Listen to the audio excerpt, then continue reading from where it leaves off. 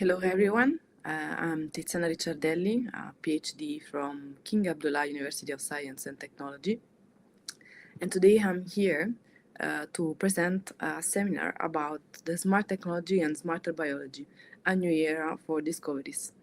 First of all, I want to thank Women in Data Science to host me as a speaker today. So, since 1990 something, we will not say when, I started to have ideas about science and how it works the life in general, and especially in biology. So I started as a kid fantasizing about how we can solve the problems that we have in everyday life about our health, about our food, and etc. So later on, after my high school, I decided to attend bachelor in Napoli, my birth city, about biological science. So I've started studying molecules from the very first years, and I started also doing some wet lab mostly.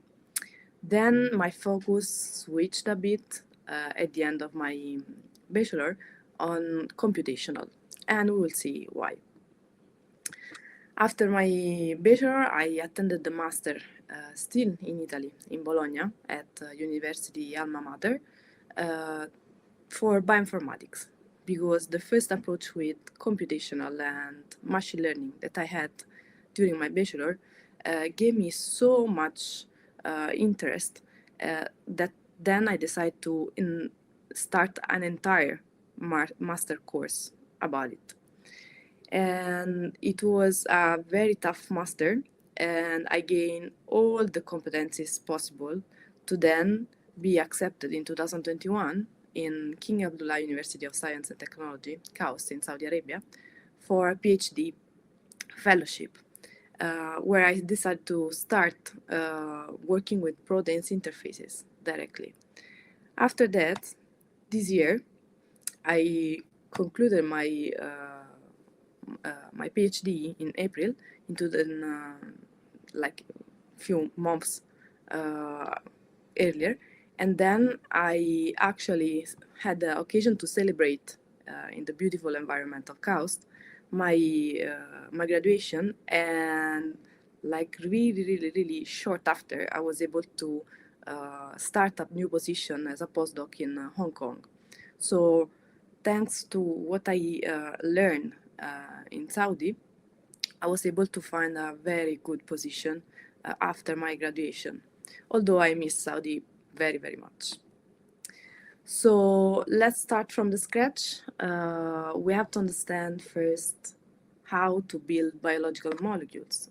So we have to understand how we go from amino acids to quaternary structures that are the more complex proteins. So an amino acid is represented here on your left, and you can see we have a group that is called side chain, but we have a very constant chain that is formed by the NH2 group and the carboxylic group. And so we have 20 in nature, 20 different amino acids. Each of them have different chemical, physical characteristics, and each of them are actually influencing how they behave in their environment. Because we have to remember, we are going to talk about biological molecules. They are not fixed molecules. They are moving around and reacting to what are the environmental external signals.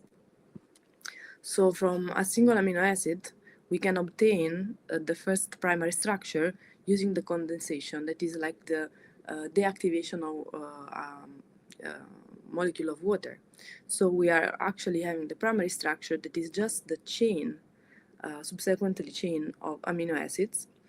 And when the chain is formed due to actually environmental signals, the chain is starting to compose itself in a two-dimensional space. And so we have the secondary structure.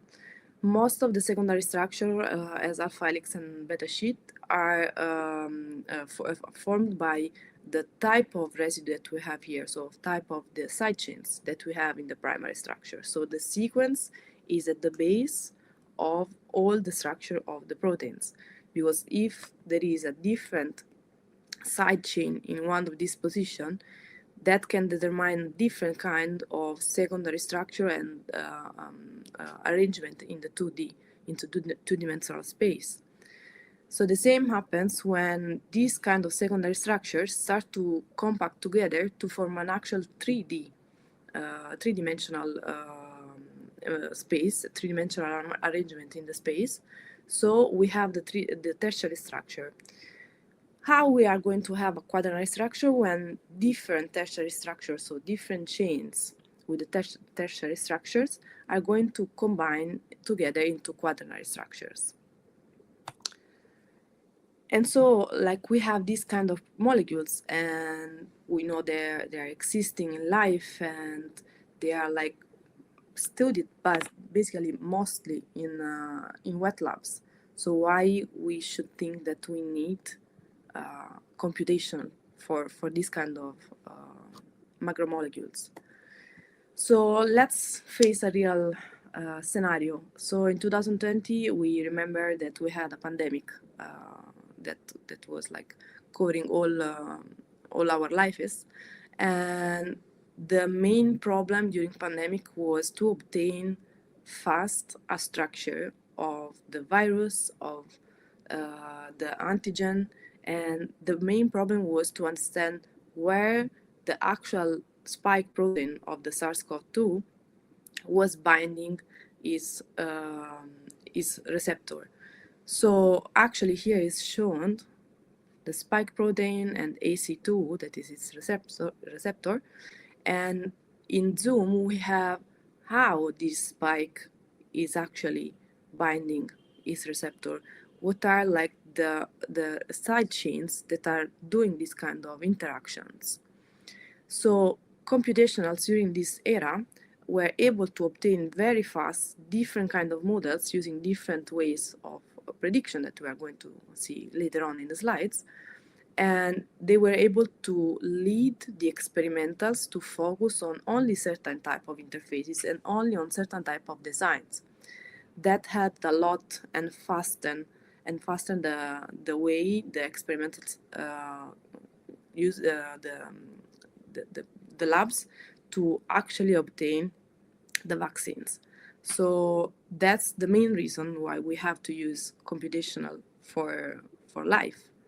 And moreover, we know that proteins are at the base of thousands of different functions in cells and in everyday life.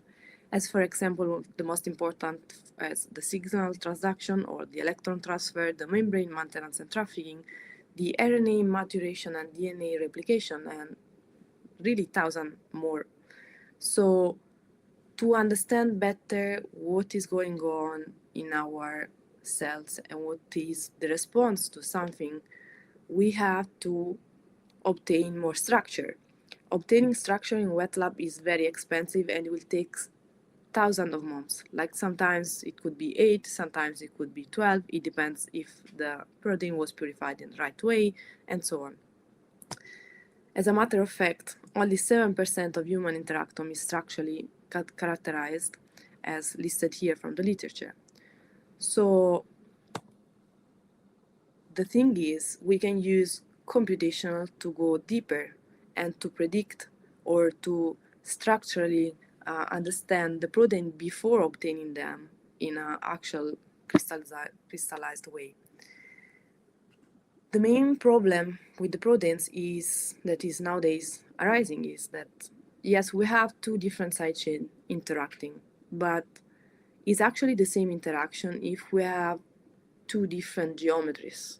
So the same residues, the same side chains, are interacting in different geometries. So this atom is not going to be anymore in contact with this, but probably will be on the other side.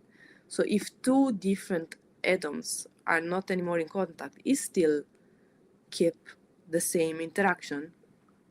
And We can clearly say no, because as the latest updates that we have, different bonds allow a better molecule recognition. So different kind of atom interaction can determine the design mutation for changing binding affinity or specificity, or we can use different interaction of atoms to interfere with disease-related mutation. So we can actually try to contrast the disease-related mutation, or at least attenuate them.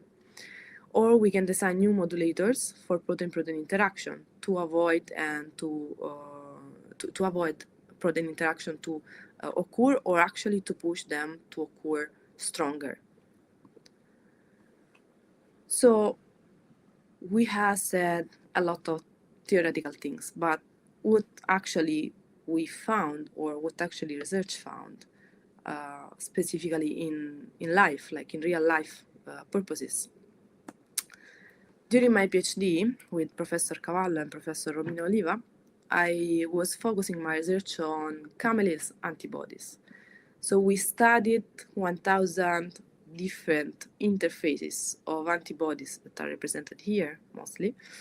We studied them on the computational way. So we took the actual real structure, the existing one, so the existing crystallized protein with the interfaces, and we start to analyzing them. The purpose of these studies was to understand in a deeper way how these interfaces are made and what they are doing, to help the future studies and the predictors to analyze, to be better in predicting these kind of macromolecules. Why? Because in the latest international competition, has been demonstrated that when we have to predict a nanobody or an antibody, we have difficulty to understand the right position and the right sequences of these kind of proteins to bind their targets. Why? Because they are highly variable, and this higher variability does not match with the latest update that we have, with the latest tools that we have. So doing this kind of analysis helped to help the community to understand how we can be better and how we can improve the prediction of this kind of nanobodies that are way more utilized lately. They are utilized for a lot of purposes, even for food security, and we have performed a study also for that. So what we found during my PhD, that although nanobodies, as you can see here, are way smaller respect to antibodies, they have similar areas of interaction, interface area, and similar quantity of interaction. So they are making quite the same interaction respect to antibodies, and antibodies has a chain more, so they are bigger. So we have also the same type of atomic interaction that is quite the same, basically, and it's very interesting. But what we found is that in nanobodies specifically, one side chain that is called serine is actually found as to be the most abundant one, and no study before has shown something like this. So this can lead future researchers, especially in the labs, to consider serine as one positive side chain to keep in their sequences, and especially in the loops that are forming the interface, to augment the binding affinity of these nanobodies to their targets. After, we focused on another project. It was about the heat and pathogen resistance of rice. Rice is one of the most used cereal in the world.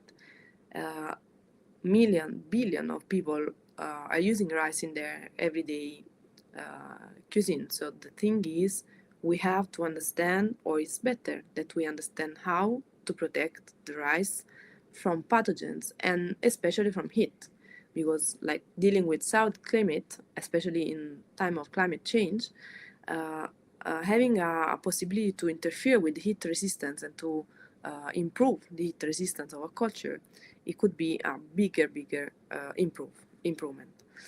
So as you can see here, we have a pathway where we have a complex that is going to bind and activate NAC77, that is a protein that is later going to bind the DNA, and we have to find a way to interfere between this.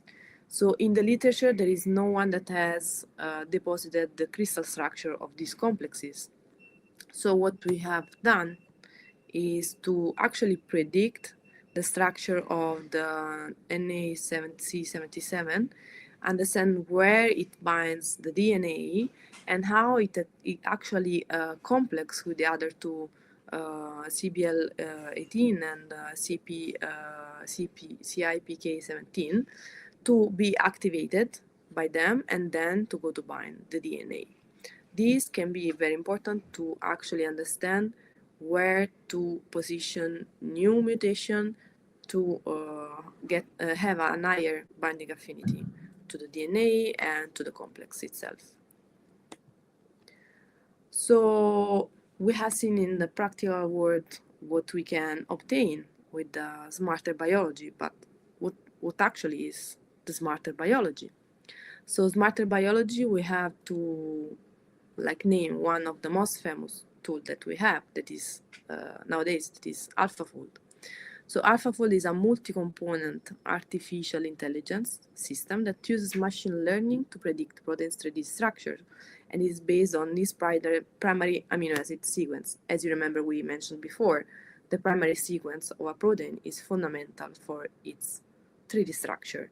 And as well known in literature, the 3D structure determines also the function of the protein itself. So if the primary sequence is in some way not right, the function will be probably compromised. So AlphaFold is an example of how a neural network collecting simultaneous nodes have strength or weak points, because yes, it relays a lot on actually the multiple sequence alignment of the proteins. So how similar one sequence is to thousands of other proteins contained in the data bank. But in the same time is able most of the time to predict well the 3D structure of a protein without its template. So since it has a lot of multiple layers nodes, it's referred as a deep learning algorithm. So as we said, it takes the amino acid sequence of a novel proteins allied to other sequences to find similar one. Then identify section of the sequence that are more or less changed together in evolutionary time. So that's like an evolutionary analysis, as we said, for the MSA. And in few minutes, it presents a 3D structure starting from just the sequence scratch. So it also the real change that AlphaFold has given to our field is that provide confidence metrics like PLDDT, that is the local score for each of the side chains, and PIE, that is the score for the error of its prediction. So it will tell you actually how confident its prediction is about the protein 3D structure. And they have a coding colored protein that you can understand from yellow to blue. So from yellow, we have a very low score of confidence, and to blue, that is very highly confident, well-predicted structure. Lately, they also have improved their their prediction through the diffusion model called RF diffusion, Rosetta Fold diffusion. So they loop every time. So they take a 3D structure, they went through all the steps, they assign a random distribution, they pass through the diffusion model that they have trained, and they go again to the 3D structure. This is looping all the time through arriving to an actual good 3D structure, something that is defined good by the algorithm. Here we have an example of hallucination of the protein. If you can see from the start, we have very undefined loops and secondary structure. Then we start having a very good 3D structure till reaching the maximum confidence of the algorithm about the structure prediction. So AlphaFold obviously is not the only AI tool that we have in our field.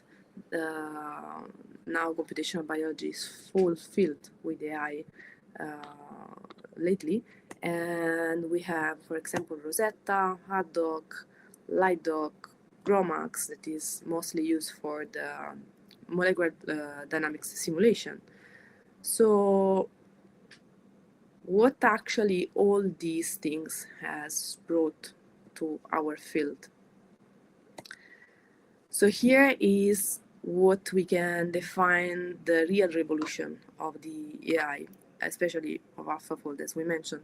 We have in blue here the number of structure per species, nominated here, that we have actually characterized, so that they have been crystallized with X-ray or cryo-electron microscopy or NMR. You can see that the number is very, very low. In Chan, we have the structural knowledge that are related, derived from the PDB, the protein database database.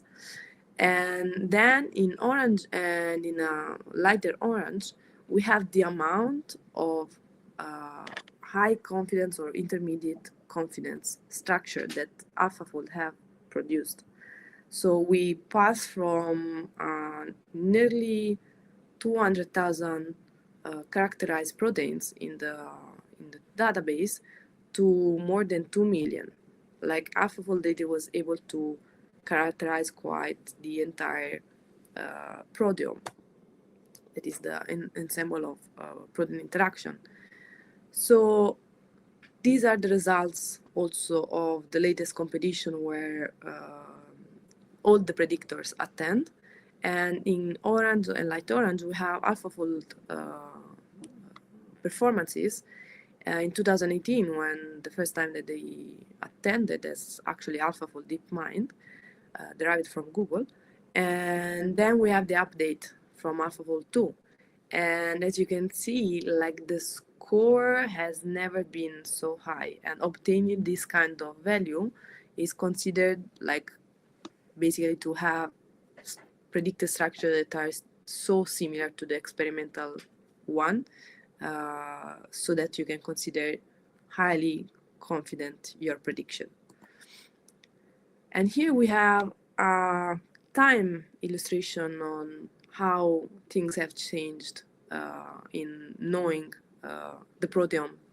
So starting from 1994, let's say that we started like a sort of computations, we have a plateau here, and then we have a spike, definitely, from the study of Baker Group, that are one of the most important scientists in our field, that has won the Nobel Prize in 2024 with this lab, until arriving to AlphaFold 2 in 2020.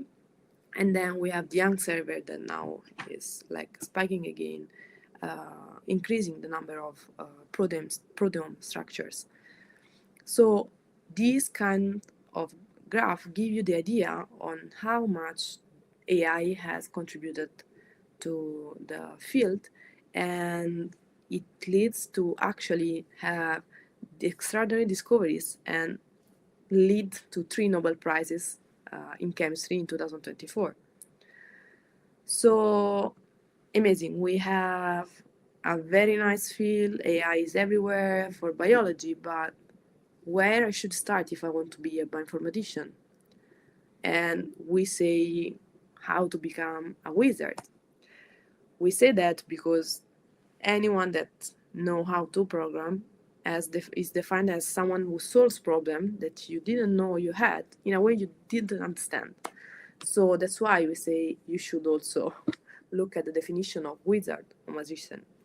So what are the competences that you need to become a programmer? First of all, you should start to know Python, because Python is the simplest language that we use in bioinformatics, or R, that is also very well used for especially for genomics or statistics.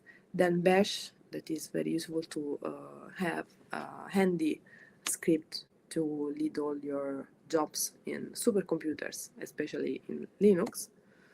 Then you have to have a basic idea of statistics, like an imprinting of machine learning, and something about high performance computing as well. So nice, but how I can obtain this kind of competencies? So how I can be hands-on on this?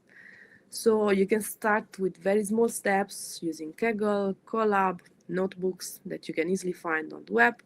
Then you can take free courses. It's like really internet is full of every type of courses, even just the normal YouTube. You can join the open sources bioinformatics community. I would suggest at this point to join the International Society of Computational Biology that I'm part of, and part of the students or early career bioinformatician. So it would be helpful to have someone inside to guide you to understand where to start. And you can participate in hackathons. We had some hackathons even in Saudi, so we can actually definitely, you should join them. Or you can seek mentors online, as we mentioned, joining some communities, or in university itself. The most important thing you have to remember, it's never too late. You can start at whatever age, you can start at whatever time, even if you are studying something else, if you are doing completely different stuff, you can always start to be a bioinformatician. And also, don't make the imposter syndrome stop you to do anything, because if you want, you can do whatever is in your mind. So, women in data science, your journey begins here.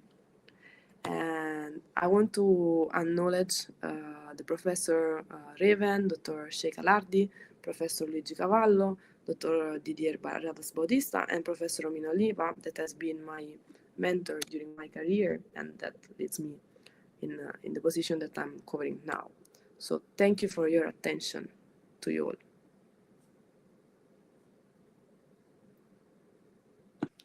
I'm open to any question. If there is any question, I would be happy to answer them.